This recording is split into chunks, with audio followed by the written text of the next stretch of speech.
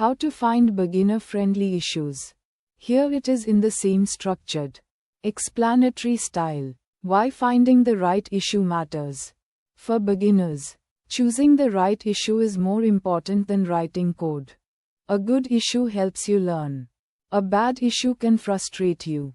The right issue builds confidence. It increases chances of PR getting accepted. Think of it as choosing the right starting step in open source.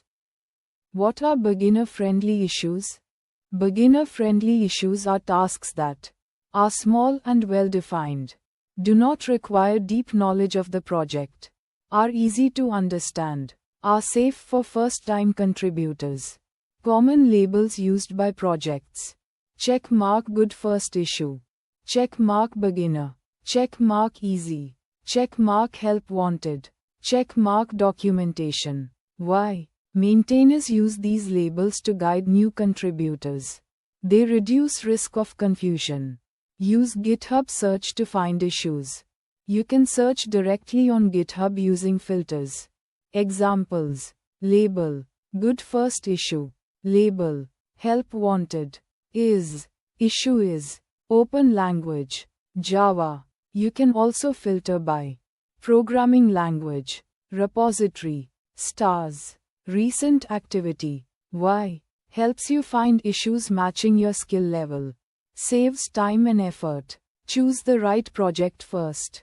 Before choosing an issue, choose a good project. Look for projects that are active, recent commits, have contributors, have clear README and contributing.md.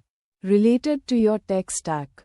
Avoid projects that are cross-mark inactive, cross-mark no documentation, cross-mark no recent updates. Why? Active projects respond faster. Good docs help beginners understand quickly. Read the issue carefully. Before starting work, read the full issue description. Check comments. See if someone is already working on it. Understand expected behavior.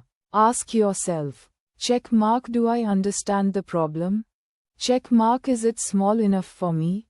Check mark do I know where to start? If not means skip and choose another issue. Why? Prevents wasted effort.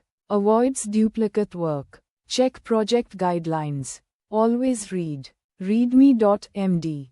contributing.md. Code of conduct. Look for setup instructions, coding rules, branch naming rules, PR format. Why? Shows professionalism, increases chance of PR approval. Prefer documentation issues first. Best beginner-friendly issues. Fix typos. Improve README. Add examples. Improve comments. Update setup steps. Why? No deep code understanding needed. Builds confidence. Teaches repo structure. Move to small code issues. After docs. Try. Small bug fixes. UI text fixes. Simple logic changes. Adding validation. Improving error messages. Avoid initially.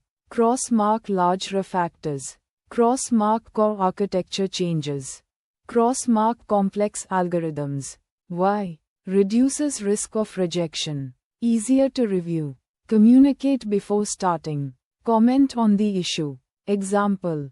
Hi. I'd like to work on this issue. May I take it? Quote. Why? Avoids duplicate work. Shows respect to maintainers. Builds communication habit. Track your work properly. Once accepted. Create a branch. Reference issue number in commit. Mention issue in PR. Example. Fixes number 123. Why? Links your work to the issue. Looks professional. Common beginner mistakes. Picking hard issues first. Not reading instructions. Working without asking. Ignoring comments. Submitting messy PRs. Why? Leads to rejection. Discourages beginners. Think like a maintainer. Maintainers want clear communication. Small focused changes. Followed guidelines. Easy to review PRs. When you help maintainers, they help you. Simple analogy. Finding beginner-friendly issues is like choosing the right level in a game, starting with training missions, learning before boss fights. Why? Builds skill gradually, avoids frustration. Key takeaways: use labels, good first issue, help wanted, choose active projects, read issues carefully, start with docs or small fixes, communicate before working, follow project rules.